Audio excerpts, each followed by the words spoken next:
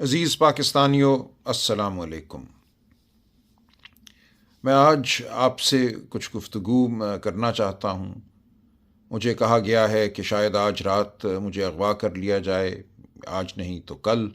وہ دن اب دور نہیں ہے جب شاید میں کھل کر بات نہ کر سکوں۔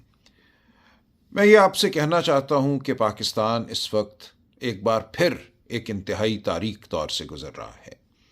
مجھے سیاست میں آئے کوئی زیادہ عرصہ نہیں گزرا۔ میں ایک وکیل ہوں، میرے والد صاحب مرحوم بھی وکیل تھے۔ ہم نے تمام عمر محنت، خلوص، سچائی کی لگن میں گزاری ہے۔ میں اپنے والد صاحب کے نقش قدم پر چلنے کا ہمیشہ سے متمنی رہا ہوں۔ آج بھی میری یہی خواہش ہے کہ ایک عام انسان کے طور پہ، میں کوئی وڈیرا نہیں، کوئی جاگیردار نہیں، میں کوئی پیشہ ور سیاستدان نہیں۔ میں سیاست میں صرف اس لیے آیا ہوں کہ ان اقدار کی پیروی کر سکوں، ان اقدار کو مضبوط کر سکوں وطن عزیز میں، جن کے لیے میرے والد نے اپنی زندگی بسر کی اور جن کے لیے میں اپنی زندگی وقف کرنا چاہتا ہوں۔ یہ کیا اقدار ہیں؟ یہ اقدار شرافت کی اقدار ہیں۔ یہ وہ قدر ہے جو کہتی ہے کہ ہر انسان کا احترام کرو، چادر کا، چار دیواری کا احترام کرو، قانون کا احترام کرو، سچائی کا احترام کرو۔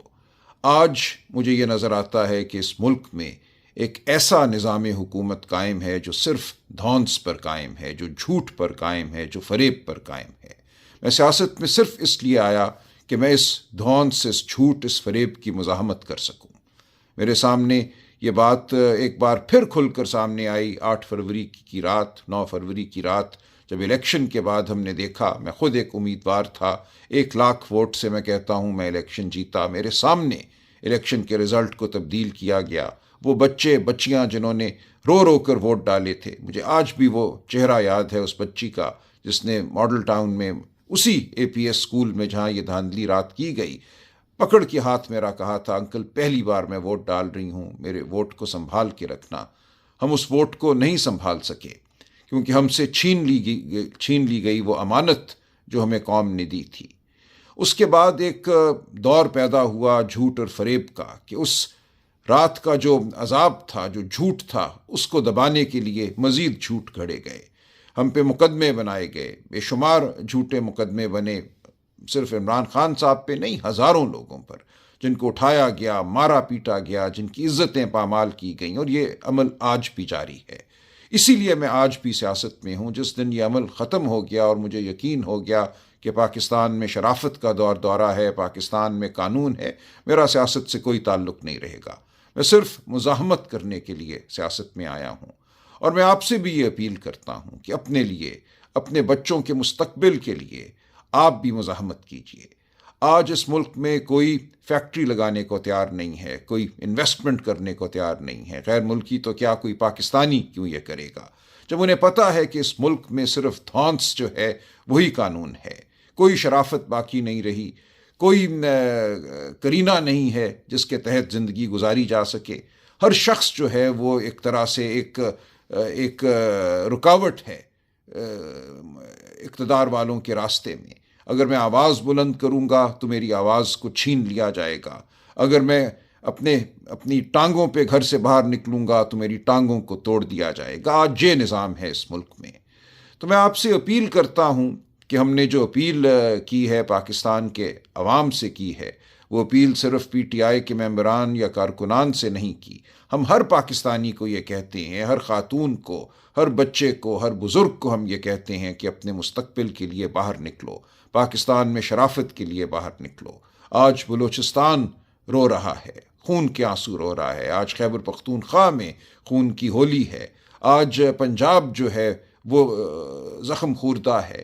سندھ میں لوگ احتجاج کر رہے ہیں، باہر آ رہے ہیں، ان کو اپنے پانی کا نہیں پتہ کہ ان کو پانی ان کے کھیتوں کو ملے گا نہیں ملے گا، ان کے حقوق کیا ہیں۔ کرپشن کا دورہ ہے۔ تو ہم یہ چاہتے ہیں کہ سب اکٹھے مل کر باہر آواز بلند کریں۔ 24 نومبر جو ہے وہ ایک انتہا بھی ہے اور ایک آغاز بھی ہے۔ ہم چاہتے ہیں کہ آج کے بعد کوئی طالع آزما، کوئی شخص جس کو ناز ہے اپنی طاقت پر، اپنی بندوقوں پر، اپنے پیادوں پر، وہ ہمارے اوپر حکمرانی نہ کر سکے۔ ہماری جو آواز ہے اس کو کوئی دبا نہ سکے۔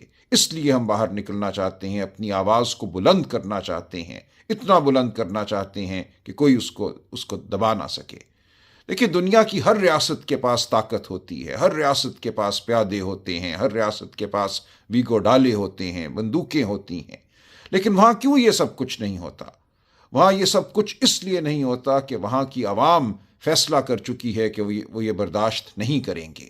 لوگ باہر نکلتے ہیں، وہ لندن شہر ہو جہاں 10 لاکھ لوگ نکلے جب عراق پر بربریت ہوئی، وہ اور دنیا کے دارالخلافے ہیں، بڑے چھوٹے شہر ہیں جہاں لوگ سڑکوں پہ نکلتے ہیں۔ سڑکوں پہ نکلنا ایک آئینی حق ہے، یہ ایک انسانی حق ہے، یہ اپنی دھرتی کو اپنانے کا ذریعہ ہے، یہ ایک طریقہ ہے جس کے ذریعے ہم احتجاج کرتے ہیں اور کہتے ہیں کہ بہت ہو گئی، ہماری بات کو سنو، ہمارے وجود کو مانو۔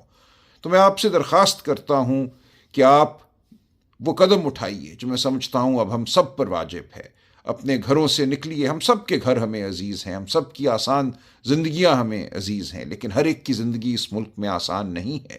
اس بربریت کی وجہ سے اس ملک میں بہت غربت ہے، اس ملک میں بچوں کو تعلیم نہیں ملتی، 40% بچے 15-16 سال کی عمر کے کسی اسکول میں نہیں جاتے، اس ملک کے ہسپتالوں میں شفا نہیں ملتی، اس ملک میں آگے بڑھ کر اگر کوئی نوکری کرنا چاہتا ہے باعزت تو اس کو نوکری نہیں ملتی، ڈگری تھامے لوگ سال ہا سال گزار دیتے ہیں، باہر جانے کی تمنا میں زندگیاں بسر کرتے ہیں۔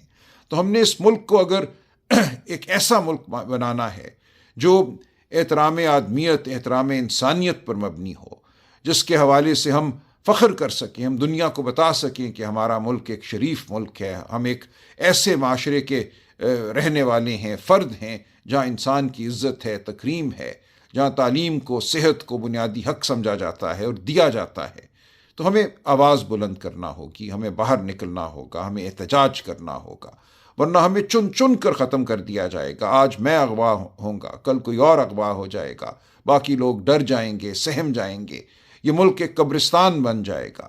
ہم نے اس ملک کو قبرستان نہیں بننے دینا، یہ ایک نخلستان ہے، یہ ایک خوبصورت گلستان ہے، اور ہم نے اس کو گلستان کے طور پہ آگے بڑھانا ہے۔ اس ملک سے ہم نے نفرت ختم کرنی ہے، ہم نے انتشار ختم کرنا ہے۔ ہم چاہتے ہیں کہ ہم سب پاکستانی رنگ، نسل، مذہب، صنف کی تفریق سے بالا تر ہو کر اچھی زندگیاں گزاریں، سچی زندگیاں گزاریں، محنت کر سکیں، اپنے مستقبل کو سنوار سکیں۔ تو میرا ساتھ دیجئے، ان سب کا ساتھ دیجئے جو 24 نومبر کو اپنے گھروں سے باہر نکلیں گے، بہت پرامن طریقے سے، پرشکوہ طریقے سے باہر نکلیں گے۔ ہم کوئی دنگا فساد نہیں کرنا چاہتے، ہم بڑے منظم طریقے سے اپنی آواز بلند کرنا چاہتے ہیں۔ ہمارا ساتھ دیجئے، اپنی نسلوں کا ساتھ دیجئے، اپنا ساتھ دیجئے۔ بہت شکریہ۔